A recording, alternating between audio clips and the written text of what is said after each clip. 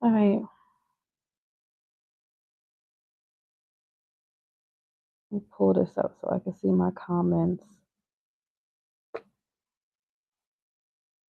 Okay, I think I got myself together. I think I got myself together. Let me see if this thing is on. And I think I'm good and gathered enough to go live. I'm going to try not to be super emotional. I'm not going to lie. I am tired. I'm fatigued. And my nerves are bad right now. My nerves are bad for some reasons that are obvious. A lot of us are stressed. Okay, so I think I'm showing up Facebook, TikTok, and YouTube. I think I'm showing up at all the places. I see some names popping up. I see some numbers popping up. Would you, um, just be kind and drop a comment? Do me a favor, drop a comment and let me know that you can hear me okay on all the platforms. Let me know if you can hear me and join the conversation. Oftentimes I don't really care if I'm talking to a quiet room because you'll catch it on the replay, and most of you are good about, you get to it when you get to it, and we talk about it in the comments later. But this time, I don't want to talk to an empty church. I need y'all to say something up in this Presbyterian church. I need y'all to talk back to me and get into this. This time, I would like the live reciprocal energy right now. So what's up? What's up? Especially for you on TikTok, you know what I mean as well. I'm Nikki, darling Nikki. Um, And what am I? I'm a mompreneur. I am a singer. I'm a content creator, obviously. I am a published author.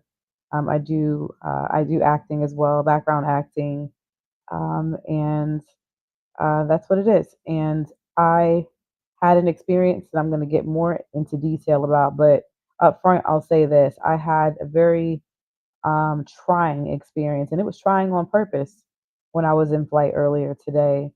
It was a woman who, I essentially had to share a jump seat with. We shared a galley and worked together.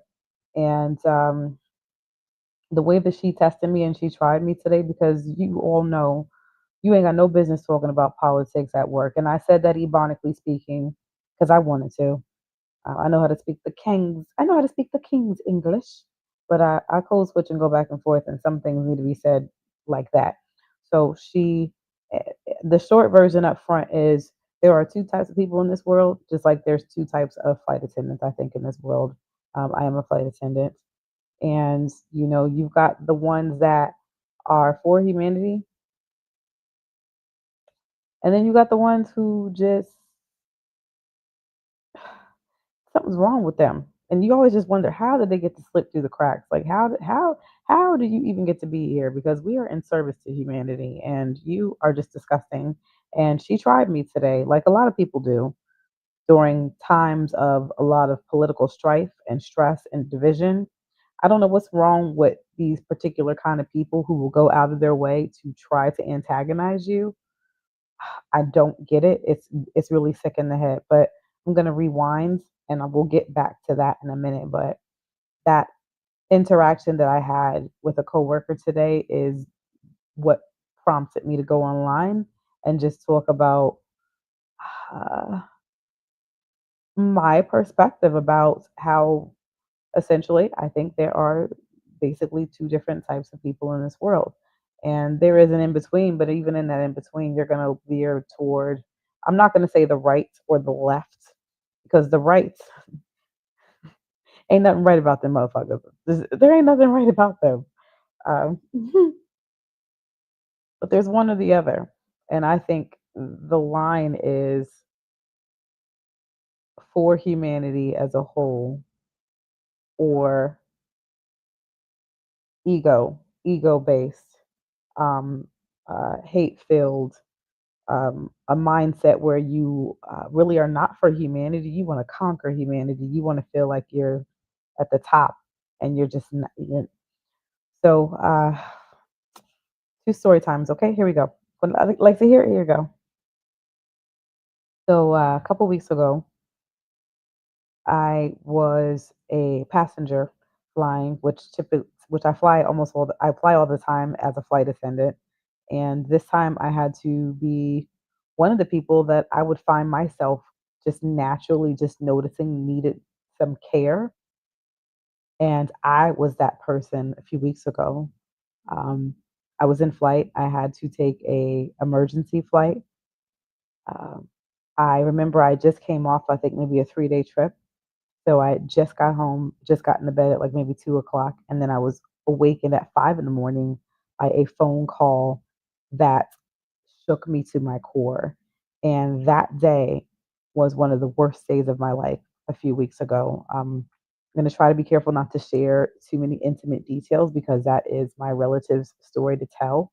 But I got a call from a close relative, and at that moment, my immediate family, we were under the impression that we all needed to get on a plane or get in the car and be in one location and say goodbye um, to a very close relative of mine.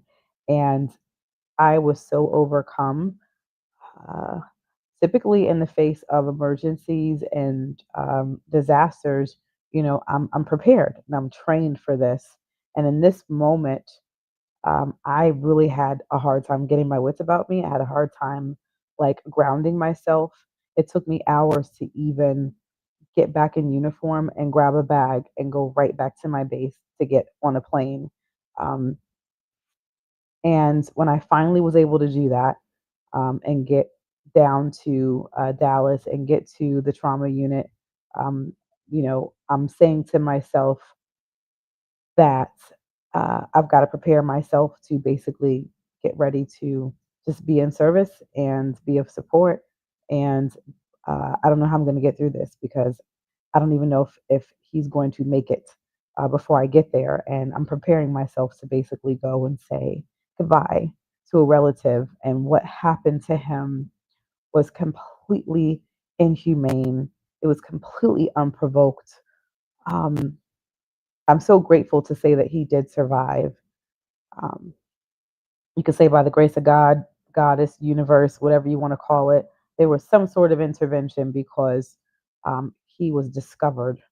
And by all accounts, everyone was amazed that he was able to um, come out of the state that he was in, breathe on his own, get all the tubes and all the stuff removed, and be able to actually walk out that hospital. All of the odds were against him. So I swear I'm going somewhere with this. So I am a flight attendant and I'm in flight and I'm having to be a passenger on an emergency flight. And the crew was so attentive. They knew that I was not okay. Although again, I'm trained for this. I know how to conduct myself no matter what. I know how to keep it together. I'm breathing. On I had to drive there. I had to be there. I'm thinking about how am I going to be there for other people? How am I going to be there for a sibling, parents? How am I going to keep myself together? And I'm getting information. I'm getting text messages. I'm getting photos. I'm in communication with police officers and all kinds of stuff about what had just happened. And everything is fresh. And I'm having a hard time keeping it together. And when some of the pictures came in, oh, could not recognize my relative in that photo. And it was so graphic, and his body told the story of what had happened to him that was completely undeserved. So I excused myself from the row. Um, I needed to travel in uniform because it was an emergency flight. And if for some reason I couldn't get a seat, I needed to be prepared to sit on the jump seat. You sit on the jump seat, you need to be in uniform, even if you're not working. All the more reason to really just try your best to keep it together, because that's the exchange. We get the privilege of being able to jump seat anywhere, but in exchange for that, we need to be prepared to be of service, no matter what. I go to the back. I asked the crew if I could please go to the back to the aft galley while they were doing service. so I wouldn't be in their way. uh, I went to the aft galley and I closed the curtain, and I'm just sitting there like, okay, just breathe, just breathe. It's good that you see these pictures. This is going to help you to prepare yourself so that you know what you're walking into. You when you get to the to the trauma unit. You've got to accept this. He's on life support right now, and chances are, you know, when a person's on life support, that means they're not alive on their own and they may not make it. So one of the flight attendants, I didn't tell them why I was traveling. Um, she came to the back and she just said to me, like, just come here, honey, just come here. And she just gave me the biggest hug. And by under other circumstances, by looks, I'm not saying she looked like, like some redneck or something like that or whatever you want to call it, but under other circumstances, we probably our paths probably wouldn't cross unless we were working together. And then as well as the other flight attendant, like we look like three completely different human beings from completely different corners of the world, completely different lives, and we were but I was having a very human experience. I was completely overwhelmed. I was in the face of tragedy. I was literally facing life or death. And in that moment, the three of us were all one. And they both, uh, there's this thing in those moments where some people, they may be performative and you can tell the difference. They'll be very sterile with you and they will try. There may be some humanity in them and they will try and they will still do the job. But you can tell that they have no empathy at all, no empathy, and they really can't connect with you or they don't want to. But, they may, because it's their job, they may try. In that moment, those two women and all three of us, we were connected um, so closely. And the way that they both embraced me and they said, fall apart. It is okay. Whatever it is okay. We are here with you right now. And they called the other crew members. I don't know what they said to them. And I didn't even know I needed it. I fell apart and I needed to. And I told them a little bit of what was happening. And everything's happening in real time. And a lot of you will never experience this, and I'm so glad because it's not something that anyone ever deserves to. No one should just have to go through this, getting news like that.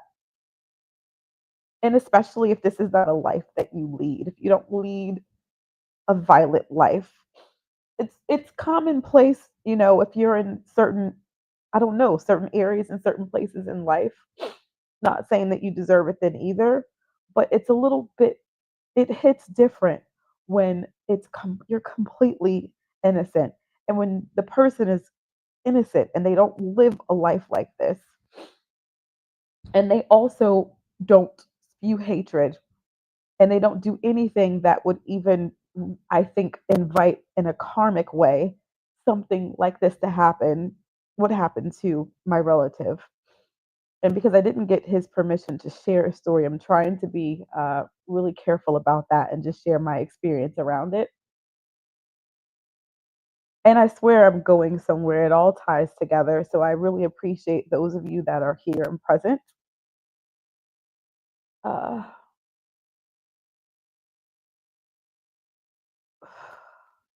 so those women, they embraced me and they said, it's okay. Fall apart. We're going to be right here. You need this moment and you take this moment and we're right here with you. And it was such a human moment and we were so connected. And in that moment, we were one. And again, it wasn't performative and they weren't just doing their job. And if they were just you can tell the difference. And if I had been around some other flight attendants who were just doing their job, I would appreciate that too. I would. But uh, this moment was very transformative. And I really hope that I get an opportunity to see them again. But we're a work group of 10s, 20s. I don't know, 20 to 40,000 or even more. So I may never see these ladies ever again. That's one type of human being. That's one where in the face of a tragedy and in the face of something like that, you in that moment, you're not there's no socio-economic lines, there's no cultural lines, there's nothing. We are one. And the circumstances so warranted it. Um, it's not like that in humanity all the time. Um, Sometimes for very valid reasons. Uh, Yesterday was September 11th. I remember September 11th, 2001, as a freshman in college. I'm not going to go into all those details, but in that moment, the world experienced a trauma. Our country, the country of America, because I know a lot of you are not from USA, but the country of USA experienced a traumatic injury. And all of those people did not deserve that. And in that moment, we were so connected as one in humanity. We were so connected. We were so present for each other in all the ways that we needed to be because all those people were so freaking innocent. Um, that's not the case right now. September 11th, yesterday, we are completely divided. And we're in one of those moments again where you see the difference between two different types of people.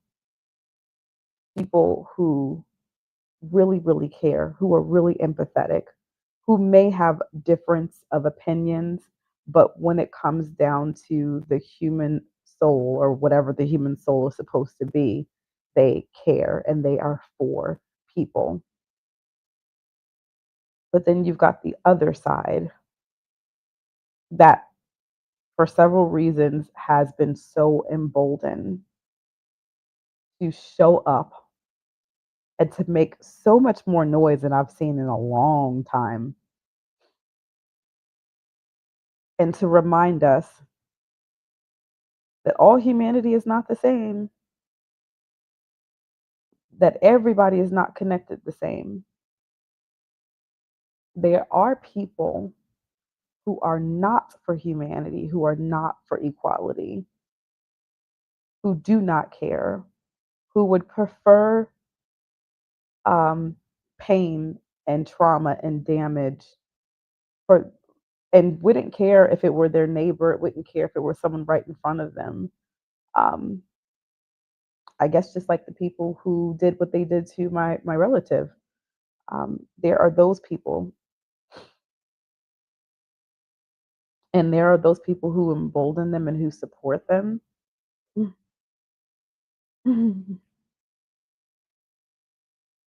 I don't know why. I don't understand how you could even be created like that. I don't understand how your brain could work like that. I think it's got to be some sort of a, I don't know, some sort of a mental defect. But there are, it seems like this is those people's time to shine. Uh, we are so divided, and there are two different types of people in this world.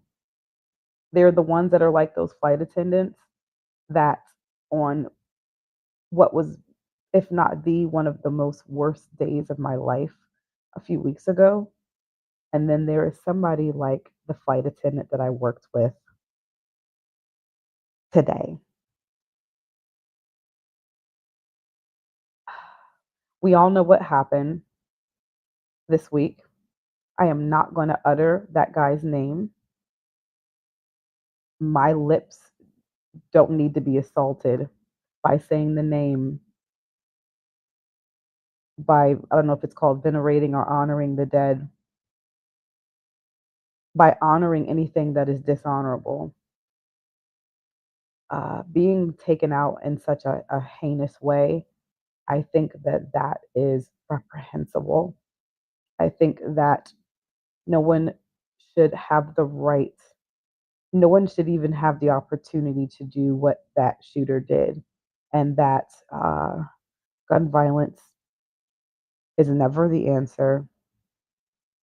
I think that gun violence is wrong.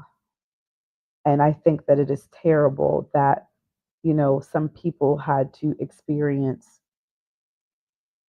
what I did a few weeks ago, but even worse because they had a front row seat and they don't get to say what I get to say, that my loved one made it, pulled through, and survived.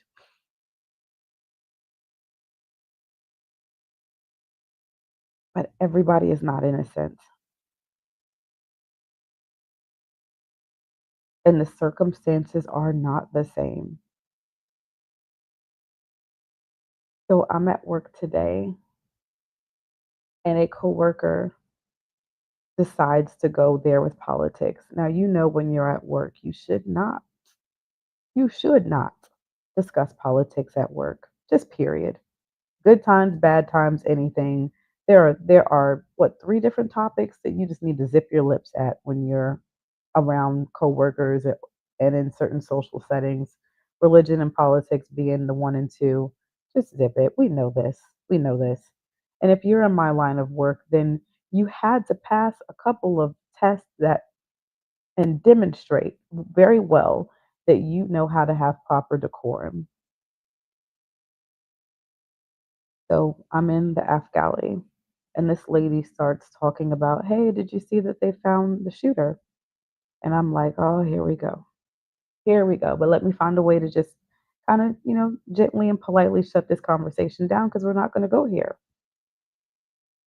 I said, "Yeah, I heard. I was actually listening to Don Lemon. I was listening to Don Lemon earlier, and so I did hear some of the details.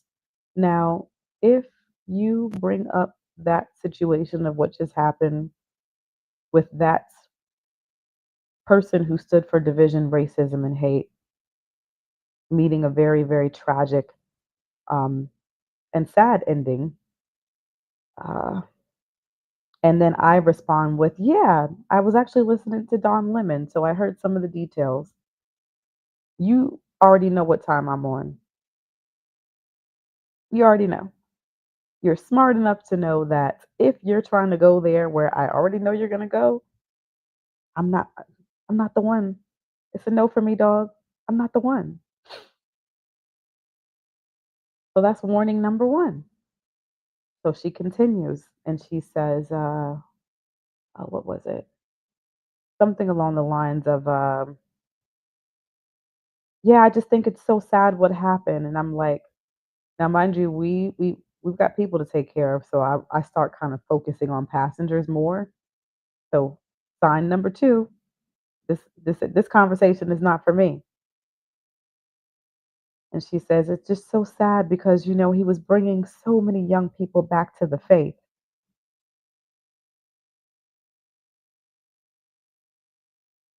This is the look I gave her. And then I went on to say, "Man, you know what? I really miss living in Europe. I miss being an army brat. I miss living in other countries where things were so much more peaceful and stuff."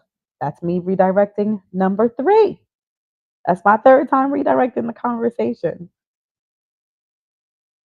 She goes there with me, starts talking about how the food and everything is better in other countries. It's not so processed, things are healthier, even the alcohol is different. And I'm like, okay, great, this is a win. She got the hint. We're not going to go there. We're not going to talk about that. So I let her talk about that, and we agreed on, food and things like that in other countries, and architecture and schools and stuff around the world. And I just, talked about how I kind of changed it to that. And I'm thinking this is great. We go on. I get up. I start taking care of passengers. I come back.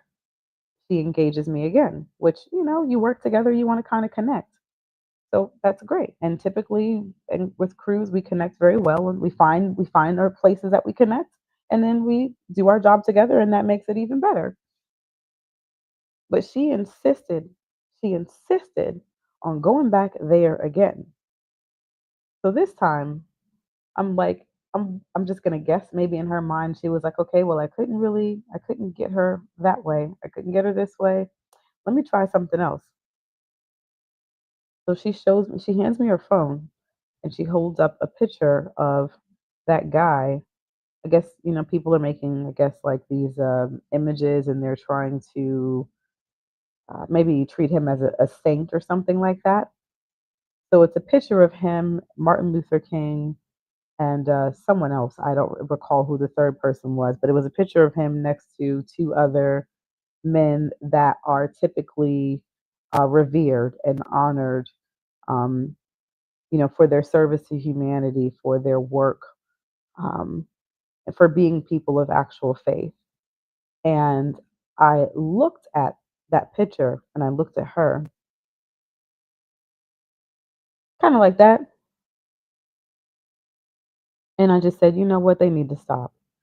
And she was like, she looked at me like, that look, like that Karen look, like, "Ah, I don't understand. Why are you so upset?"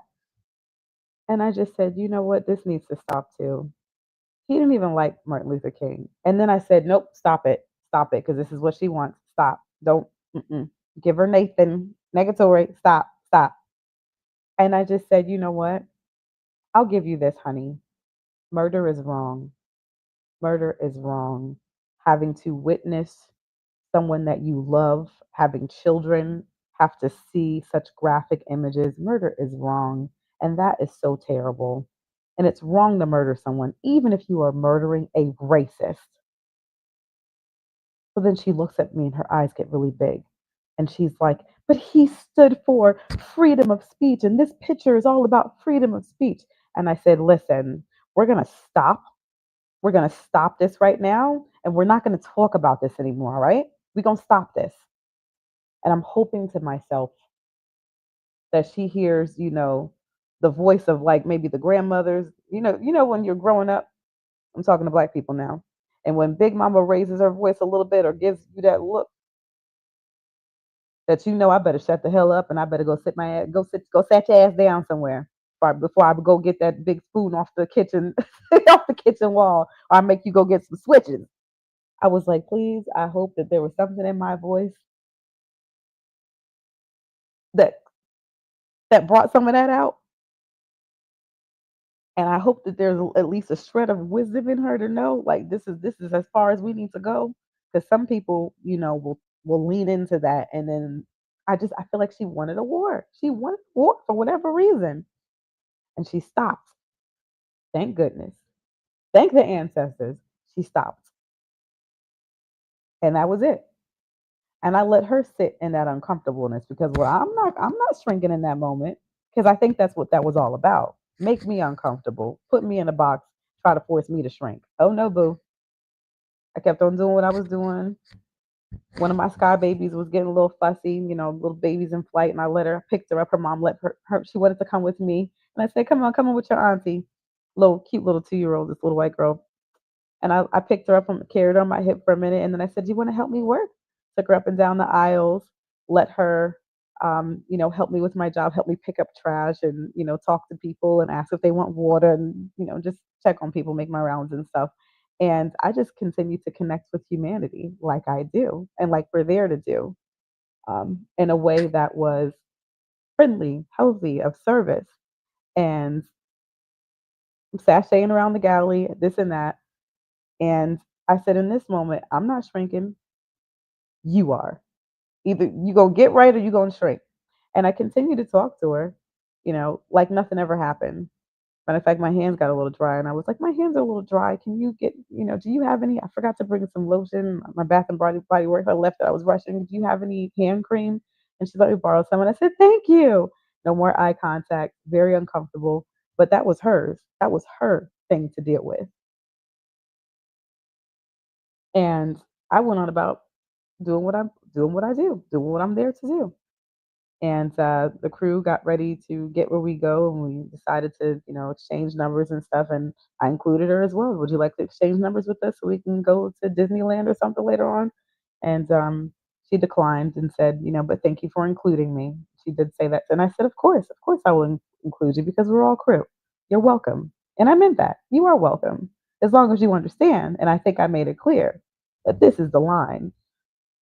What's the point here? She represents the other part of humanity. She may not be super extreme, but she knew what she was doing. She knew what she was doing. And she probably thinks that she is not a racist. She may genuinely, she had this look and she just seemed a little surprised, a little upset, a little hurt. Like, I can't believe you're so upset right now. And she may genuinely believe that, which makes her complicit, which still puts you in the boat with them other people. If you are okay with looking at people, and if you're okay with turning a blind eye to behaviors that hurt a certain sect of humanity, words and actions and decisions, laws and regulations that would tell me that I don't deserve to just exist. I don't even deserve to sit on the jump seat that I'm sitting on because I don't have the right I don't have, the right brain processing or functioning. If you can honor a person who says those things, who says that civil rights was a bad idea, people who say that this country would be better off without black people, people who believe that my only place is back at home with my children, is keeping my legs spread for some man. Uh, you're the other side of humanity. And we're in a time right now that I think shows that dividing line again. And I would dare to say that there is no in between. There is no in between. You care about human beings and all human beings, and you want the good of all, or you are a person who hates, and you can do it on on a little diet level and say and have all these buts and these caveats, but it's really not that, or it's this, or it's that. But I lost a good friend, someone who I thought was a really good friend several months ago, and it still hurts because her daughter and my daughter, they're best friends. They love each other so much, and now they can't be around each other. They cannot be around each other because she disclosed to me that not she's not just a Republican, and I could, we can have a difference. People keep saying it's all about a difference of opinion. No, it's not about a difference of opinion. It's about a lack of humanity. Me and one of my good girlfriends, we have a difference of opinion. I love olives and she hates them. She hates the smell of them. So when we get around, because I love her so much and I value my time with her and I care about her more than olives, I'm okay. I won't have a martini. I'm totally fine with that. That's a difference of opinion. My kids have a difference of opinion.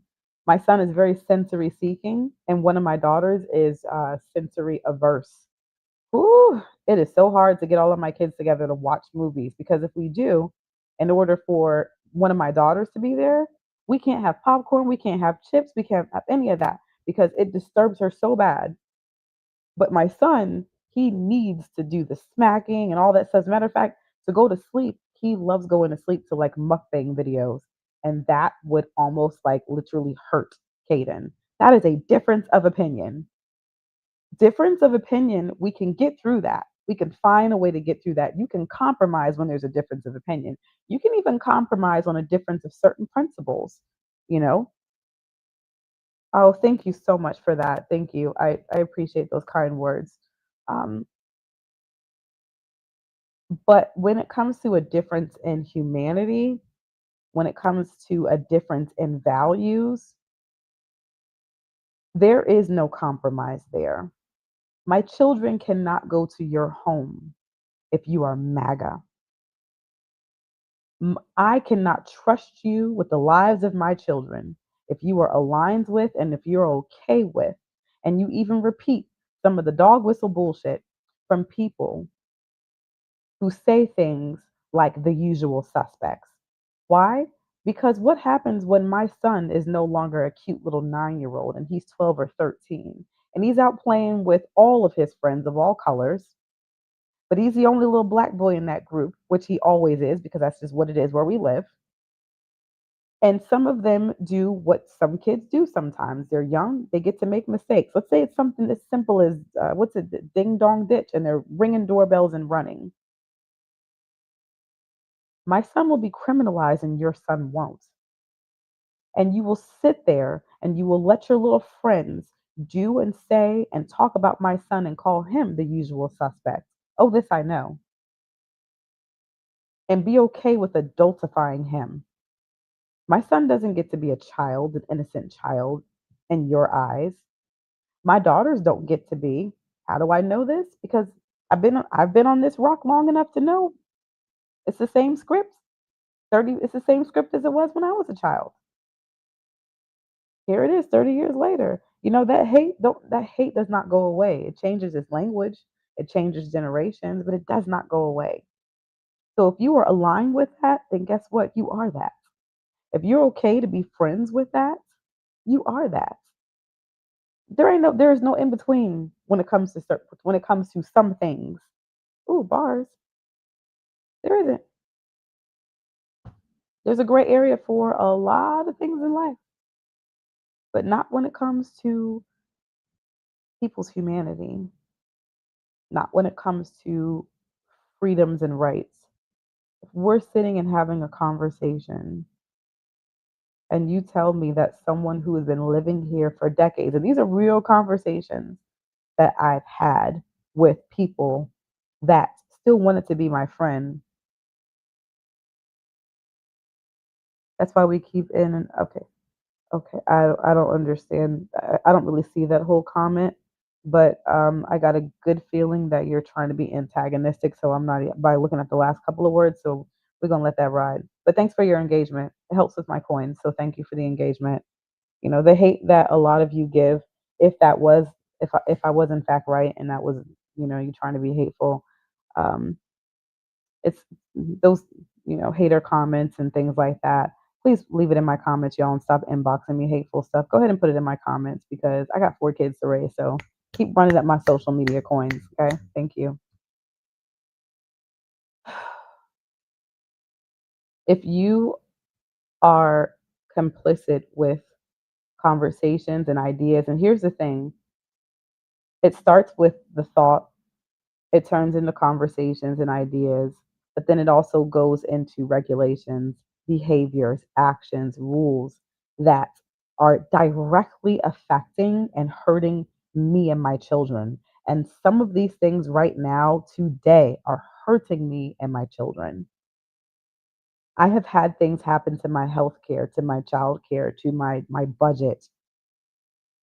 As a person who was an honest, working member of society that I don't deserve because of thoughts, words, ideas that I don't deserve,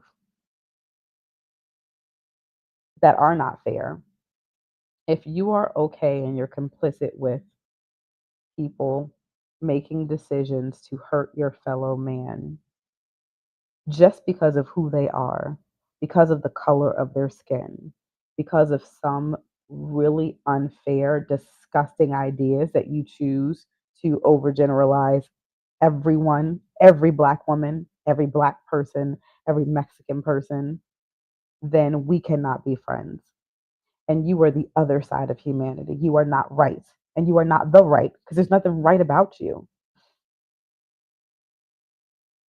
If you could look at what I went through a few weeks ago with my family and see what I saw in those pictures that got sent to my phone and when I walked into that trauma unit, and if you would look at the man that was in the bed, and this is another reason why we kept everything close to the vest, because we understand how this world treats black people off the cuff.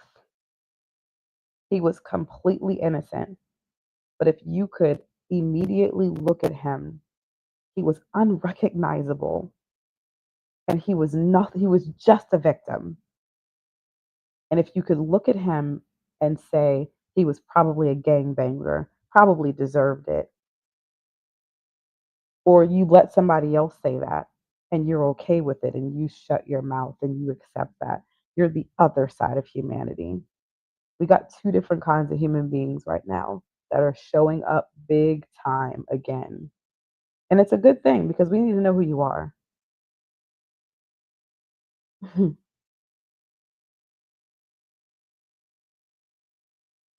And it really is that serious too. It's really that serious. It really is that crucial. Some things aren't a big deal. Some things are just all about ideas and a difference of opinions. Some things really are life and death. That man was not an elected official. He was not assassinated. And this is, of course, even bigger than him. Some of them made fun of Floyd, but sad about, yeah. There were so many really young people because 30 ain't that young. By the time when you're in your 30s, really, you've lived half your life. Let's keep it a buck. I mean, I'm 42. I'm not young anymore. 30 is not young. 19 is young. 20 is young. There were a lot of young people, I mean, babies, who were murdered, and they were innocent. They were not spewing and influencing people to hate, to look down on, to oppress other people. They were just existing and living their life, living, learning, and growing, and they had a right to. I understand that George Floyd may have been a criminal and may have done some terrible things. He was not on a tour all over the USA reinforcing racism and trying to have a racism revival, being a evangelical Christian, which if you are an evangelical Christian, you are a evil person. These are the same people that would string you up by an American flag in the name of Jesus. These are the same people that when I lived in the dirty South for a while in my high school years, thank you so much for the gifts and things like that and the support. Thank you so much. And thank you for being present right now. And if you don't agree with me, but you're listening because you're open and you actually want to hear uh, another perspective, and I would even dare, I would boldly say a higher perspective, then thank you. Because I know what it feels like to know something's not right with me. Now, in this, I didn't have a problem in this regard, but I was a domestic violence victim for years. And I was in a string of very unhealthy relationships, and I didn't deserve it. I will say that. Their behavior was on them, but there was something that kept me bound to those type of people. And it can be really hard to come outside of what you know and to really challenge your ego. Let's say you have an alcohol addiction, which I do not, but I'm just using it as an example. And you have to really challenge your ego and say, okay, I have to be better. So I have to be willing to openly admit I might be wrong about some shit. And I need to listen and I need to learn and grow. You are, I would say, there's something in you that's a higher being if you have the capacity to do that. But there are some people who are just low, lower, want to be low and just going to be low. There are some people I think that have hope. Maybe that guy who got shot, perhaps there was still some hope. And perhaps he could have had time to learn and grow. I've seen pastors stand in the pulpit after decades of saying just diabolical things and then stand up in one day and say, you know what? I've grown and I've learned and I'm sorry. I was wrong.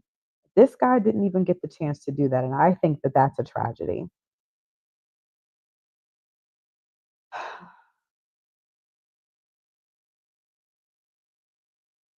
Um, I think that's all I wanted to share. We got two different sides of humanity, and it's like there's two different kind of flight attendants. What happened today, while I was sitting on the jump seat, was incredibly unfair. I think that woman is sick in the head. I hope that what I said to her resonated, and I hope that while she was sitting there in silence and kind of shrinking, that she was doing some introspection. Because when we started the trip, I looked at her and she looked at me, and I thought she saw my humanity, and we were genuinely warm with each other. I hope that by me responding boldly, eh, you know, in real truth, real giving her the real truth social, um, I hope it challenged her to do some introspection because she had to look at me as a human being and hear me instead of being behind a keyboard and just repeating a bunch of stuff that I don't understand how when you hear certain things that can stroke your ego and make you feel good. I don't get it.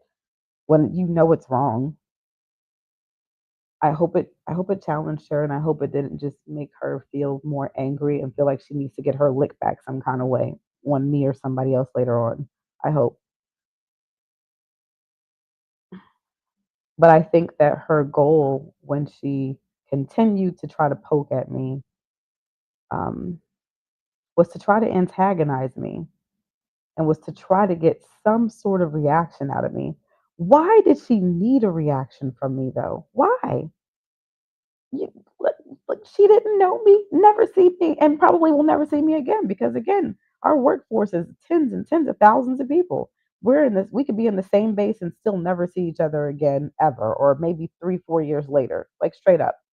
I don't understand why she felt the need to poke at me and to bring up politics and to put that picture up in front of me to see what I was going to do or say. That picture of him next to Martin Luther King and this and that, and lament about him and to talk about him as if he's some fallen saint when you know what he thought of people like me, when you know what he said about black women, shit, what you know that he said about black people operating in aircraft like we are. Of course, we're not pilots, we're flight attendants. But hell, if he said that about the pilots, he would for damn sure he would have said that about me. Am I capable to operate an AED and everything else that we have to that we are trained to do all over the aircraft? So maybe somebody can help me understand this. What would she have gotten out of antagonizing me and throwing this in my face and trying to get a reaction out of me? Why do these people want to bother black folks and black women so damn bad? What kind of mental illness is it to just bother us like this? That's the other side of humanity that I'm talking about. That's that lower side. Really, we shouldn't be saying the right or the left at this point. I think it's the top or the bottom, lower level and higher level. That's that lower level of humanity. I don't understand why God allows them to exist that way because they do a lot of damage in so many ways.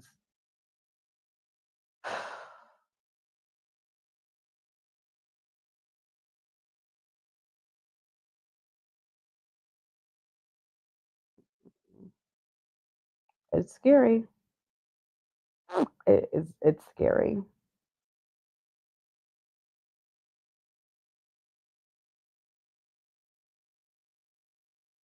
I had to have a conversation with my children, the same conversation that my father and mother had to have with me decades ago. I cannot believe that I'm having to say the same things to my children about being wise, about keeping your head on a swivel, being situationally aware, being prudent about the friends that you choose. Don't let your little friends keep using the N word with you. And here's why. Here's what that word means. That word is associated with murder. Here's why this is serious. In the face of what just happened when you go to school, don't engage in any conversations about this stuff that just happened. If you hear people talking about it, you shut it down. This is not appropriate for an educational setting to be discussing this. If you hear people saying anything that's even diet racism, you get away from them and you tell on them and you make sure you tell me.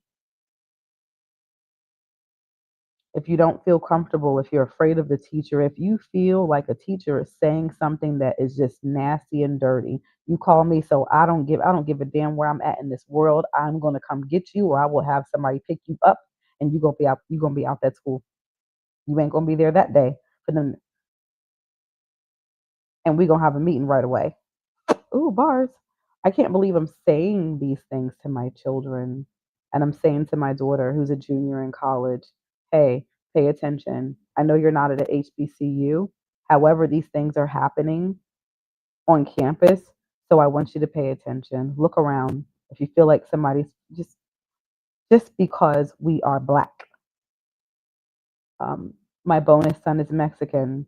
We having to say, give him, some tips and things like that, and trying to help him navigate, especially in a county right now where my Uber driver a few weeks ago, and I did report him, but he probably won't get, he'll, nothing for this, but where my Uber driver said that he and a lot of people right now, they don't care anything about you. If they see that you're a Mexican in the township that we live in, they're calling ICE, they're calling the FBI, they're calling the cops.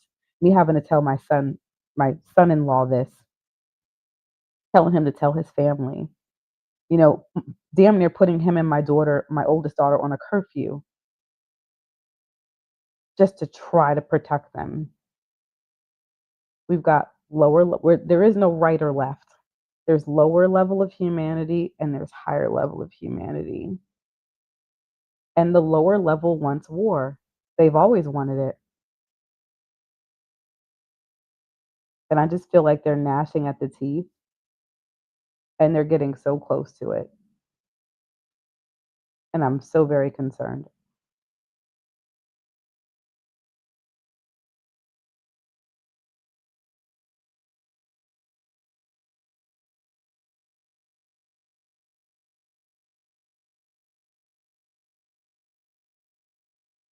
I don't have the answers. I feel like the best tools of defense that I have is to remain situationally aware, keep minding my own black ass business, trying my best to stay out of all of this because it's not this don't even have nothing to do with me anymore.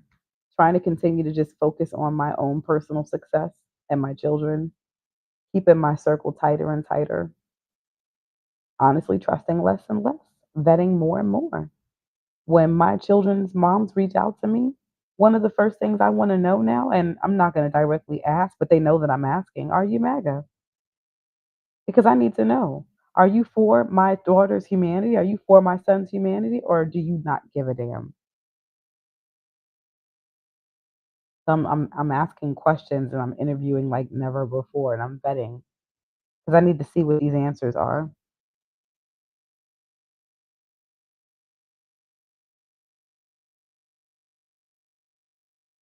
Uh, when I'm at work, I'm assessing, we're already trained to assess people as they come on board, but I'm assessing in so many different ways. Um, I'm looking at these little things that are done or not done, and I'm having to think ahead even more. I haven't had to write so many reports before.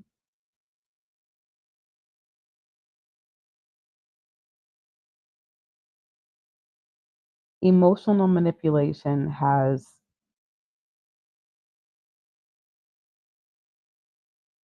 affected everyone.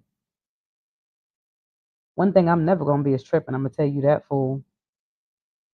That's why I'm talking now because you're not gonna catch me tripping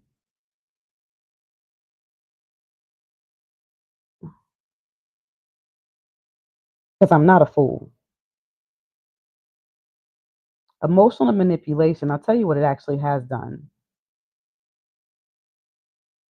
Mhm. It has brain rotted you people into a lower level of humanity.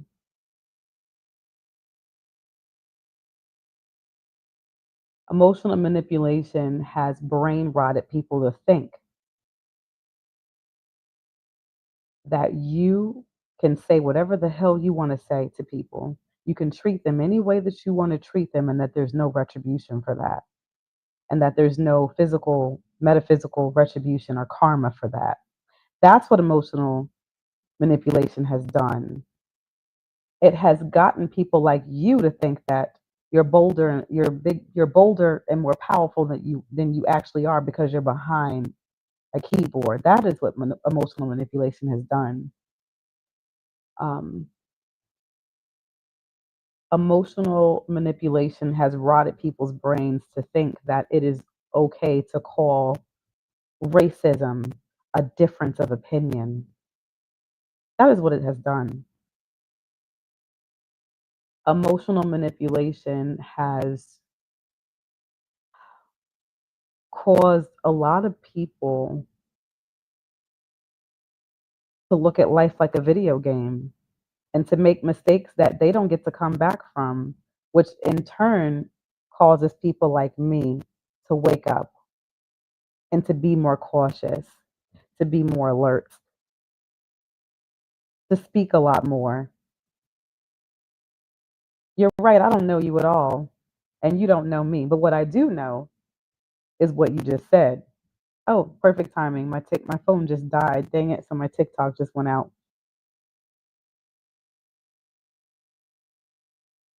And you know what? With that, divine feminine, conscious or unconscious. Thanks for the comments over here. All right, so with that being said, I'm gonna check in with my other crew members and see what they want to go do. Go to the beach, hit the pool, something. Um, Still continue to be out and live my life, enjoy the beautiful God's beautiful world safely, as safely as I can. And I wish all of you. Hey, I like that divine feminine empowerment. That name is amazing. I wish you all a higher level of consciousness. If you are lower level, I wish you evolution and healing. I wish peace, prosperity, blessings, health. Um, that's it. Bye bye.